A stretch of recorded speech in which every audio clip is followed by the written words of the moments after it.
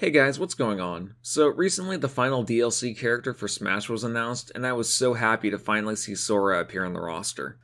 After that became a thing, I've been looking back at Kingdom Hearts, how much the series has been progressing, and since there was a leak on Nvidia's database that allegedly listed Kingdom Hearts 4, I want to discuss my general thoughts and feelings about what I think the fourth game of the series should be like, and how Square Enix can improve from Kingdom Hearts 3.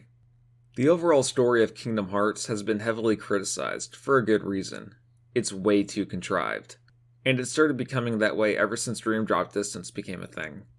Why, you may ask? Well, the story of Dream Drop Distance revolves around Sora and Riku going through a Mark of Mastery exam, led by Yen Sid to become actual Keyblade Masters, which involves reawakening sleeping worlds, past versions of enemies time traveling to the present.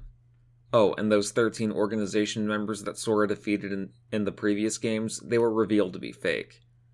Which makes the stories of Kingdom Hearts 2, 358 over 2 Days, and Chain of Memories feel completely pointless. The only way I can see Square Enix fixing the messy story is by making Kingdom Hearts 4 have a new storyline with a different cast of characters.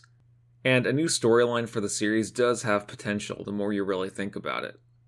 Next, I want to talk about the magic system. One of the most important aspects to analyze when discussing whether a Kingdom Hearts game is disappointing or not is how the magic system is, how it's utilized, and what type of spells you can use. And while I enjoyed Kingdom Hearts 3 for what it was, I have to admit that the magic system is not as fun to mess around with compared to Kingdom Hearts 1 and 2, and that's for a few reasons.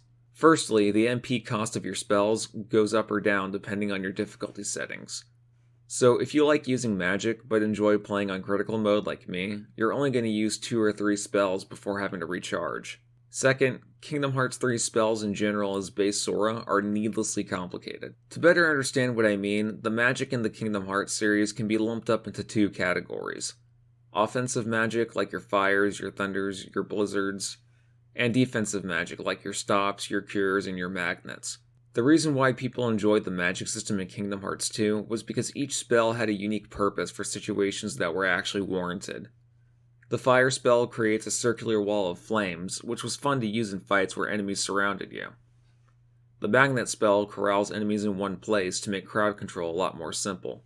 I never used Blizzard in Kingdom Hearts 3 unless it was a weakness for a boss fight, because the ice grinding residue that gets left behind after each use always interrupts the flow of whatever I'm trying to do. I never used Arrow in Kingdom Hearts 3 as much as I did Magnet in Kingdom Hearts 2, because more often than not, I would leap in the air due to me air dodging inside the gust of wind, prompting me to use flow motion when all I wanted to do was trap a horde of enemies in one place. So as you can see, a lot of defensive spells in KH3 can be used offensively, and vice versa, which wouldn't be so bad if certain bosses and enemy encounters encourage the player to do so. In fact, I think it would be cool to utilize these spell after effects for exploration if there was actually much to explore. But unfortunately, magic doesn't really have much use outside of shredding off an enemy's HP bar a little quicker. Third, the way magic is implemented will change depending on whether you're in a form change or not, and the game doesn't do a very good job of explaining how each form will affect your magic. So if there's a Keyblade you like to use because you enjoy the form change it gives you, but you hate how your fire magic goes from a fireball to a shield, you're going to be constantly saying things throughout each playthrough like, man, this Keyblade is good, but, or I would like this form change if only, over and over again. Hopefully by the time KH4 is announced for development, Square Enix will streamline the magic to how it was in KH2, where the game difficulty doesn't affect the max MP at all, and there's a healthy balance of offensive and defensive magic with spells that aren't too intrusive. Sidetracking back to the story elements for a little bit, one thing that needs to be better implemented is the Final Fantasy aspect of the series. I know a lot of people, including myself, were very disappointed at how little Final Fantasy was represented in Kingdom Hearts 3. And it wasn't just the absence of characters like Leon or Yuffie or not having boss battles like Sephiroth that make me feel this way. As someone who grew up playing Kingdom Hearts games since the series began, it's way more complicated than that. Some of the most important core aspects of the Kingdom Hearts series are allusions and blatant references to everything Final Fantasy, being implemented into the tone and lore of the story, as well as the gameplay. Without Final Fantasy, all Kingdom Hearts would be is just a third-person hack-and-slash Disney game where you play as made-up characters who take themselves too seriously. Kingdom Hearts 1 took a lot of aspects from Final Fantasy and made them integral to the plot so much that it's baffling how many tiny crucial details get overlooked. like how Riku wanted to name the raft Highwind, how one of the strongest weapons in the game, the Ultimate Keyblade, is the same name given to one of the strongest weapons you get in pretty much every Final Fantasy game, how the boss fight with Ansem made him look like a beefed up god with multiple faces, not unlike the final boss in pretty much every Final Fantasy game ever. And with Kingdom Hearts 2, you had characters like Cypher and Vivi from Final Fantasy 8 and 9. You had Auron from Final Fantasy X show up in the underworld, mirroring his personality and storyline like how it was with him being undead and all that. And you of course had Cloud and Sephiroth and their beef being shown off. With Kingdom Hearts 3, all you get is a KH4 made up of building blocks and some posters for Dissidia NT inside Toy Story's world, and that's really about it. They didn't even bother doing the minimal effort of including Noctis from Final Fantasy XV. And a lot of times when I replay Kingdom Hearts 3, I feel like I'm playing through a Disney game where Sora is an optional DLC character. I know people have speculated that the reasoning behind Final Fantasy elements being shafted in recent games is due to Disney having their pure, family-friendly hands all over what Square Enix can do. But from how I see it, taking away the Final Fantasy elements out of Kingdom Hearts would be like taking away the middle bun out of the Big Mac. All you'd get is a mouthful of lettuce and broken promises. Next, I want to talk about the gameplay mechanics of Kingdom Hearts 3 and how bloated it is. For example, every Keyblade in Kingdom Hearts 3 can be upgraded multiple times, which just means that you'll be grinding for items like Electrum for hours on end to max them out. Why can't they just have base stats and a unique ability from the get-go like in Kingdom Hearts 2? Why do I have to dedicate time to grind for items in order to upgrade my Keyblades when all I had to worry about in previous games is read the description of each Keyblade and decide whether I want to use it? Why do I have the option to make food to temporarily boost my stats in an action RPG, when going back and grinding for experience pretty much boosts my stats permanently? Does the game think I'm too stupid to memorize enemy patterns or properly utilize a boss's weakness against it?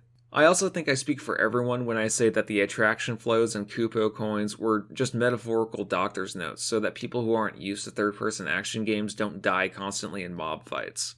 Moving on, I want to talk about the worlds and how they were designed in previous games, because the thing that I enjoyed most about Kingdom Hearts 1's level design was that exploring each world felt different, and you were rewarded for exploring every nook and cranny and solving area puzzles. And one of my hopes for Kingdom Hearts 3 was a combination of both Kingdom Hearts 1's exploration-focused level design, but with enough room to facilitate Kingdom Hearts 2's combat-focused gameplay design. Unfortunately, while each world is insanely massive, with plenty of room to focus on combat, there isn't really much to explore in Kingdom Hearts 3 outside of treasure chests and like 2 or 3 puzzles. And because of the flow motion mechanics, as well as the ability to teleport to far distances by holding the R1 and L1 buttons, you can pretty much explore every area in the world by simply air dodging and air stepping over and over again. Hit a wall? No problem. Just run up the side of it until you're high enough to air step somewhere else. The only world that shakes things up with how you travel from area to area is the Pirates of the Caribbean world, which allows you to use a ship to find hidden places not related to the story. KH1 was way more creative with how you could explore each level. Alice in Wonderland had multiple hidden rooms that you could access as long as you had the right spells and abilities to get through. Tarzan had swingable vines bearing multiple treasure chests, and say what you will about Atlantica, but at least it gave you the freedom to swim up and down all over the map, and incorporated things like the option to ride on dolphins, which made exploring feel unique. So hopefully the next game in the series will be a little more creative with how you go about and traverse each level.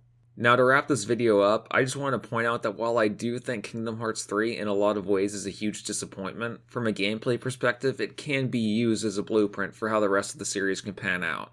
A lot of people seem to forget that the developers at Square Enix had to switch from an old engine that they were using to the Unreal 4 engine during Kingdom Hearts 3's development, which is pretty much like starting from scratch.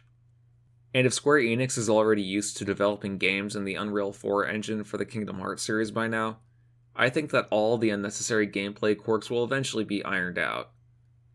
But I want to know what you guys think. Do you agree or disagree? Be sure to leave a comment down below and subscribe to my channel for more content.